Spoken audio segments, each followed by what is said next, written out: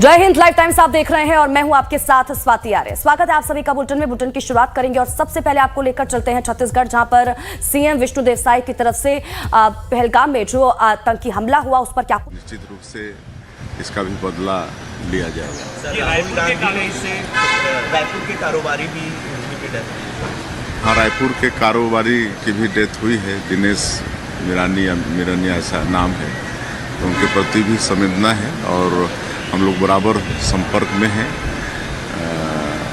उनका जो भी सहयोग होगा, परिवार उनके साथ में है और जो भी होगा शासन से सहयोग वो हम लोग कर रहे हैं। सर, राहुल गांधी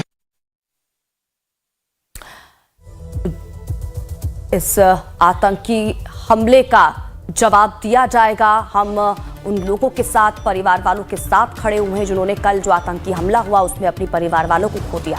पहलगाम आतंकी हमले के बाद देखिए यूपी में हाई अलर्ट जारी कर दिया गया है। ये बड़ी और महत्वपूर्ण जानकारी आप तक पहुंचा रहे हैं। डीजीपी प्रशांत कुमार ने निर्देश जारी कर दिए हैं, तो बड़ी खबर इस वक्त की आप तक पहुंचा रहे हैं। आपको बता दें कि पहलगाम में जो आतंकी हमला हुआ उसके बाद अब यूपी में भी हाई अलर्ट जारी कर दिया गया है। राजीव ओझा ज्यादा जानकारी के साथ हमारे संवाददाता हमारे साथ जुड़ चुके हैं फोन लाइन पर। इसी खबर पर सीधा रुख राजीव का करेंगे, जानकारी लेंगे। राजीव, क्या कुछ जानकारी इसको लेकर? पहलगाम में जो कल आतंकी हमला हुआ उसके बाद यूपी में भी हाई अलर्ट जारी कर दिया गया है।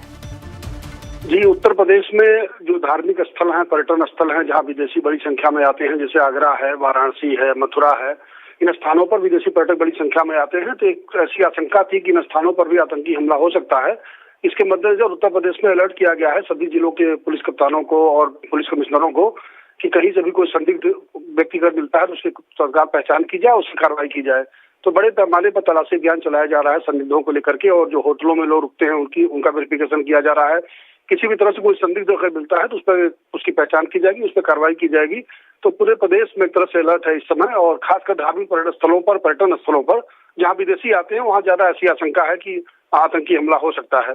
इसके बाद एटीएस और एसटीएफ के अलावा सभी जिलों की पुलिस और जो इंटेलिजेंस यूनिटें होती है सभी जिलों में पुलिस की, उनको अलर्ट किया गया है। जी राजीव, ये भी बताया जा रहा है कि बस स्टेशन, रेलवे स्टेशन और इसी के साथ ही जो एयरपोर्ट है वहां पर भी सख्त निर्देश दे दिए हैं कि एक पैनी से पैनी नजर रखी जाए। कोई भी अगर संदिग्ध दिखता है तो उसकी भी तलाशी ली जाए, ऐसे भी निर्देश दिए गए हैं। स्टेशनों पर खासकर जो राजकीय रेलवे पुलिस होती है, जो ट्रेनों की तलाशी लेती है, उसको भी अलग से अलर्ट किया गया है कि ट्रेनों में भी और आने जाने वालों की और भीड़ भाड़ वाले स्थानों पर जो कि निश्चित तौर पर ऐसे हमले की आशंका रहती है कि स्टेशन में बड़ी संख्या में लोग मिल जाते हैं या बस स्टेशनों बड़ी संख्या में लोग मिल जाते हैं, तो इनकी तलाशी का कल से ही जब अलर्ट हुआ, आगे घटना हुई थी उसके बाद से ही तलाशी अभियान शुरू कर दिया गया था।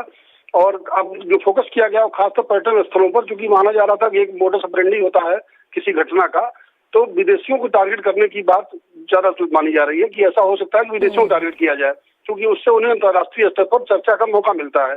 आतंकियों की मामले चर्चा में आते हैं, इस वजह से ज्यादा आगरा वगैरह के लिए अलर्ट है। आगरा, मथुरा, वाराणसी में जहाँ विदेशी ज्यादा आते हैं, रेलवे स्टेशन की तलाशी कल से ही शुरू कर दी गई है।